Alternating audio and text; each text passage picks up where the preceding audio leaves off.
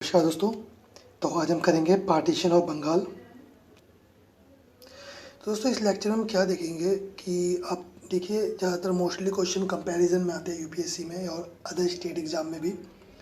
ठीक है, क्योंकि अब जो अदर स्टेट एग्ज़ाम है वो भी यूपीएससी की तरह ही उनका पैटर्न धीरे धीरे फॉलो कर रहे हैं। ओके, तो देखते हैं पार्टीशन ऑफ बंगाल। ठीक है, ये 1905 में हुआ था। ठीक है, और ये किसने किया था? वाइसराय कर्जन ने।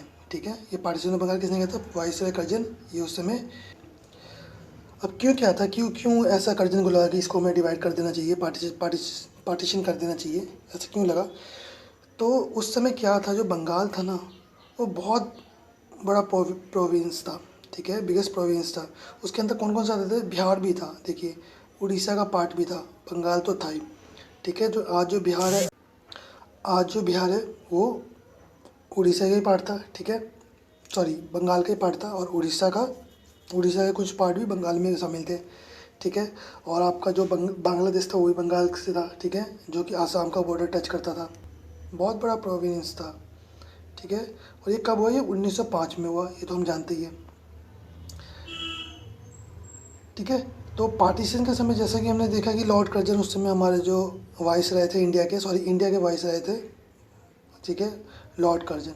ठीक है, इनका एम क्या था? इनका एम था कि कांग्रेस को कमज़ोर करना।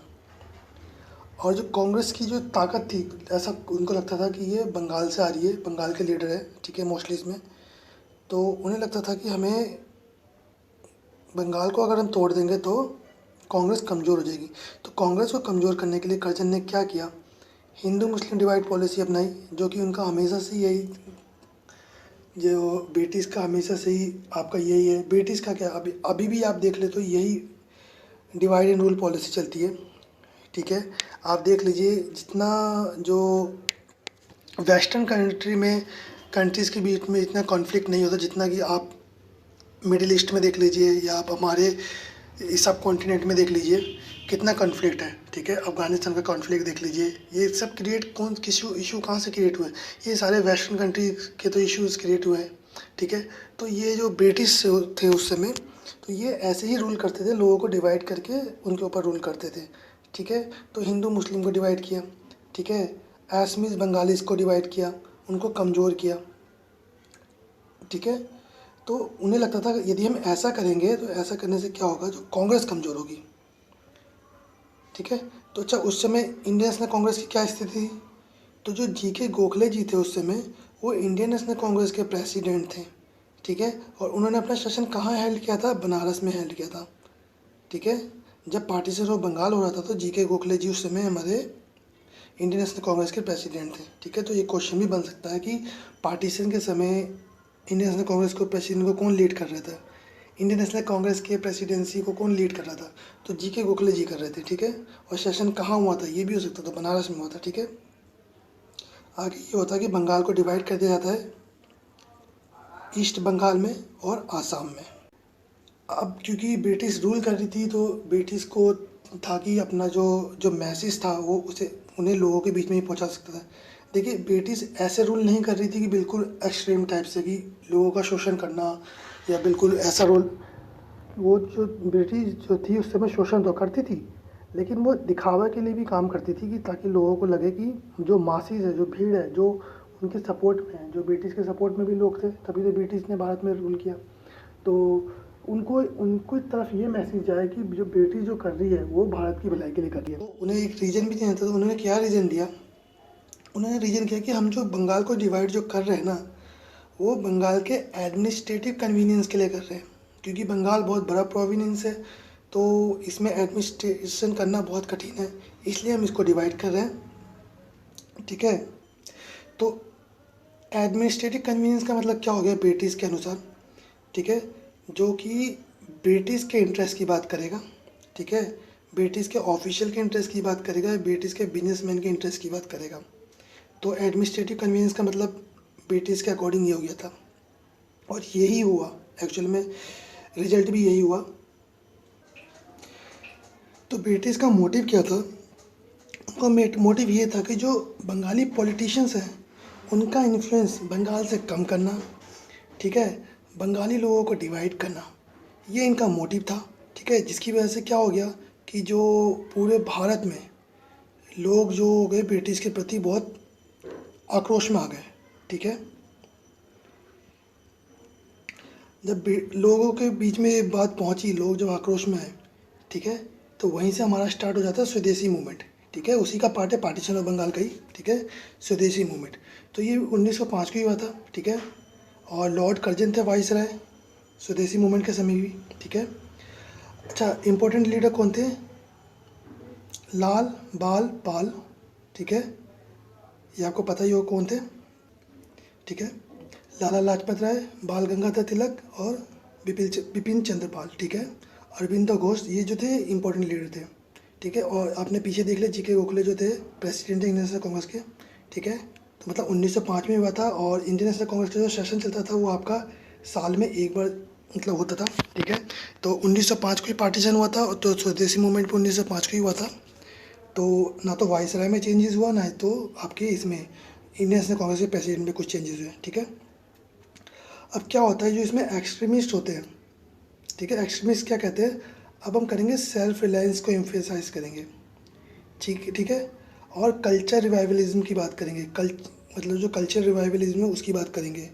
अपने कल्चर को जो मतलब जो अपना कल्चर है उसको प्रमोट करेंगे। ठीक है, और बॉयकट किया जाएगा फॉरेन गुड्स को। ठीक है, और इसमें पार्टिसिपेट किसने लिया? स्टूडेंट ने लिया, वुमेन ने लिया, लेबर ने लिया। ठीक है, इसी स्वदेशी मूवमेंट की वजह से 1906 में क्या आया? National council of education. ठीक है, अच्छा, स्वदेशी मूवमेंट में ऑल सेक्शन ऑफ कांग्रेस ने पार्टिसिपेट किया था। ठीक है, मॉडरेट और रेडिकल्स ने जो इसमें पार्टिसिपेट किया था। लार्ज पब्लिक मीटिंग करी गई। ठीक है, डेमोन्स्ट्रेशन किया गया। ठीक है, तो इसी के लिए तिलक ने क्या किया? तिलक ने स्टार्ट कर दिया शिवाजी फेस्टिवल, बॉम्बे में स्टार्ट किया। और विवेकानंद ने क्या दिया? आइडिया दिया अल्टरनेटिव मैनलीनेस। मतलब कि जो जो ब्रिटिश के जो है, ब्रिटिश का जो मतलब जो भी है आपका गुड्स है, ब्रिटिश का जो हमें जो बॉयकट करना है उसका, उसके अल्टरनेटिव का आइडिया विवेकानंद जी ने दिया था। ठीक है, कि हमें इसके रिप्लेस में कुछ करना चाहिए। ठीक है, कांग्रेस के ऑल सेक्शन ने विरोध किया। ठीक है, तिलक ने शिवाजी फेस्टिवल का बॉम्बे में किया। विवेकानंद ने आइडिया ऑफ अल्टरनेटिव मैनलीनेस का जो आइडिया दिया। ठीक है, अब इन सब आप देखिए बॉयकॉट होना शुरू हो गया था। तो इन सब एक्टिविटी की वजह से क्या हुआ कि जब कोई स्ट्रगल जो सामने आया, ठीक है, जो स्ट्रगल सामने आया उसे स्वदेशी मूवमेंट कहा जाने लगा। ठीक है, और ये जो मूवमेंट था वो बंगाल में बहुत ज़्यादा स्ट्रॉन्गेस्ट था और भारत के दूसरे देशों में था, लेकिन एज़ कम्पेयर टू बंगाल इतना स्ट्रॉन्गेस्ट नहीं था, लेकिन भारत के दूसरे राज्यों में भी था।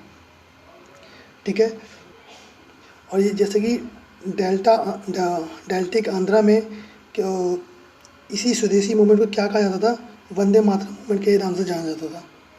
ठीक है, तो स्वदेशी मूवमेंट ने क्या किया? ब्रिटिश रूल को अपोज किया। इसकी वजह से क्या हुआ? और इंक्रेज किया गया सेल्फ हेल्प को। ठीक है, स्वदेशी मूवमेंट ने क्या किया? अपोज किया ब्रिटिश रूल को। ठीक है, और इंक्रेज किया गया सेल्फ हेल्प को। ठीक है, आइडिया ऑफ सेल्फ हेल्प को किया गया। स्वदेशी इंटरप्राइजेस को किया गया सपोर्ट। नेशनल एजुकेशन के लिए बात उठाई गई। ठीक है, इंडियन लैंग्वेज की बात उठाई गई। ठीक है, कुछ रेडिकल ने क्या किया? उन्होंने एडवोकेट किया कि हम लोगों को, तो रेडिकल क्या कहते थे? रेडिकल कहते थे इसमें कि जो हमें स्वराज के लिए फ़ाइट करने के लिए हमें लोगों की भीड़ चाहिए, मास मोबिलाइजेशन चाहिए। ठीक है, और ब्रिटिश इंस्टीट्यूशन को हमें बॉयकॉट करना चाहिए। और कुछ लोग ये भी कहते थे कि हमें रेवोल्यूशनरी वायलेंस करना है इस स्वदेशी मूवमेंट में। ठीक है, ब्रिटिश को उखाड़ फेंकने के लिए मीन्स क्रांतिकारी हिंसा हमें करनी है ताकि हम ब्रिटिश को उखाड़ फेंकें। अच्छा, स्वदेशी मूवमेंट के से क्या इफेक्ट पड़ता है? ठीक है, देखते हैं। ठीक है, जो एंटी पार्टीशन स्वदेशी और बॉयकॉट मूवमेंट था, ठीक है, एंटी पार्टीशन स्वदेशी और बॉयकॉट मूवमेंट, इसने क्या किया? इसने जो नेशनलिज्म के आइडियाज़ को प्रमोट किया, क्योंकि अब हम बात करने लगे थे स्वदेशी की। ठीक है, तो इससे क्या हुआ? जो नेशनलिज्म की भावना ज़्यादा होने लगी। ठीक है, और ये अब पॉलिटिकल मूवमेंट नहीं रहा था, ये अब पॉलिटिकल मूवमेंट नहीं रहा था, ये उससे बहुत आगे चला गया था। ठीक है, एलीट क्लास से ये कहाँ चला गया था, स्टूडेंट और मासेस के बीच में चला गया था। पहले क्या होता था कि जो भी इशू होते थे वो एलीट क्लास के बीच में फंस जाते थे, लेकिन इस मूवमेंट की वजह से अब क्या हुआ, स्टूडेंट भी ज्वाइन होने लगे और मासेस भी ज्वाइन होने लगी। ठीक है, इसी के बाद गोखले ने क्या किया, सर्वेंट ऑफ इंडियन सोसाइटी का खोज करी। ठीक है, और पुअर अनटचेबल जो लोग थे, जो ओप्रेस लोग थे, उन लोगों को सोसाइटी में पार्टिसिपेट कराया गया। बाल गंगाधर तिलक ने क्या किया, न्यूज़पेपर पब्लिश किया जिसका नाम था केसरी, जो कि मराठी में था।